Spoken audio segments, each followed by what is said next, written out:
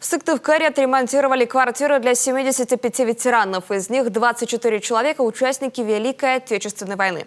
Ремонтные работы были проведены по поручению главы Коми. Всего к работам было привлечено 11 подрядных организаций. В итоге 60 квартир отремонтировали капитально. В 15 произвели текущий ремонт. Сначала под ремонт попали жилые помещения инвалидов и участников Великой Отечественной войны. После – всех остальных категорий ветеранов. Это труженики тыла, вдовы участников Великой Отечественной войны и лица, награжденные знаком жителю блокадного Ленинграда. Напомним, в преддверии 76-летия Великой Победы властью столицы Коми объявили о старте традиционного благотворительного марафона «Мы наследники Великой Победы».